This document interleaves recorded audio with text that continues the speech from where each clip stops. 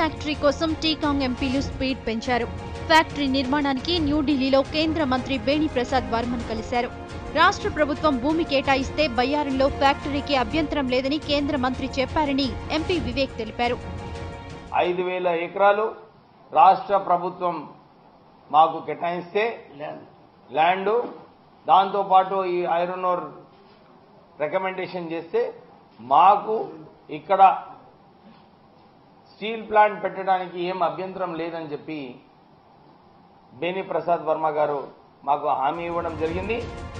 తెలంగాణకు అన్యాయం జరిగితే ఊరుకునేది లేదని వివేక్ అన్నారు. సింగరేణి కార్మికుల ఆదాయపు పన్ను పరిమితిపై వివేక్ ప్రధాని మన్మోహన్ సింగ్ కు లేఖ రాశారు. పరిమితిని 2 లక్షల నుంచి 3 లక్షలకు పెంచాలని విజ్ఞప్తి చేశారు. నా ప్రాంతంలో సింగరేణి సంస్థ ఏదైతే ఉందో దాంట్లో కార్మికులందరూ కూడా ఇన్కమ్ ట్యాక్స్ ఎగ్జంప్షన్ లిమిట్ ఏదైతే 2 లక్షలు ఉందో ఈసారి దాన్ని 3 లక్షలు చేయమని చెప్పి వాళ్ళందరూ కూడా కోరడం జరిగింది.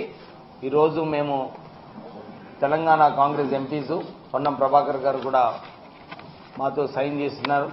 ఆ రిప్రజెంటేషన్ ప్రధానమంత్రి గారు కూడా ఇవ్వడం జరిగింది. ఈ ఇన్కమ్ ట్యాక్స్ ఎగ్జంప్షన్ లిమిట్ ఎందుకంటే సింగరేణి సంస్థలో కార్మికులు వారి ప్రాణహీన ఉన్న పని చేస్తున్నారు. వారికి ఇన్కమ్ ట్యాక్స్ ఎగ్జంప్షన్ లిమిట్ కూడా 3 లక్షల వరకు పెంచాలని చెప్పి ఈరోజు ఆ రిప్రజెంటేషన్ ప్రధానమంత్రి గారికి ఇవ్వడం జరిగింది. మంత్రులు రాష్ట్రానికి కాకుండా ప్రాంతీయ మంత్రులుగా వ్యవహరిస్తున్నారని ఎంపీ మందా జగన్నాథం మండిపడ్డారు. స్థానిక అవసరాలు తీర్చాకే సహజ సంపదను తరలించాలని అన్నారు. ఇక్కడ ఉన్న ఒక వనరును మీరు అక్కడ తరలించేసి ఇక్కడ తెలంగాణ ప్రాంతం వాళ్ళకు వచ్చే ఉద్యోగ అవకాశాలు కానీ దాని ద్వారా జరిగే అభివృద్ధి కానీ జరగకుండా చూడటానికి ఇది ఒక కుట్రాన్ని మాత్రం చెప్పడం తప్పదు. కొద్దిమంది మంత్రులు వాళ్ళు ఆంధ్రప్రదేశ్ రాష్ట్రానికి మంత్రాన్ని మర్చిపోతా ఉన్నారు. కేవలం ఒక ప్రాంతీయవాదులుగా మాట్లాడుతూ తెలంగాణ ప్రాంతంలో ఇప్పుడే ఉద్యోగ రూపంలో ఉంటూ ప్రజలు ఎజిటేట్ అయిన సమయంలో పుండు మీద కారం చల్లిన విధంగా మాట్లాడుతూ రెచ్చగొట్టే విధానాన్ని దాన్ని మేము తీవ్రంగా ఖండిస్తున్నాం. మంత్రులు తలాతౌక లేని విధంగా మాట్లాడుతున్నారని ఎంపీ రాజయ్య విమర్శించారు. పిచ్చి కూతలతో ఉద్యమంలో ఆద్యం పోస్తున్నారని ఆరోపించారు.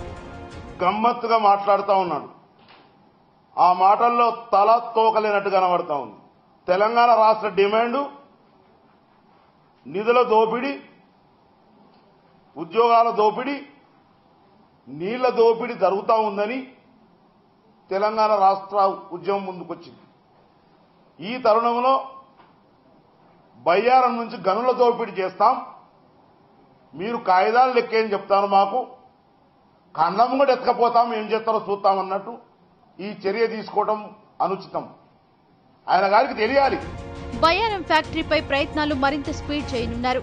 2 రోజుల్లో ప్రధానిని కలిసేందుకు రెడీ అవుతున్నారు. ఫ్యాక్టరీ పోరాడి సాధిస్తామని టీకాంగ్ ఎంపీలు అంటున్నారు.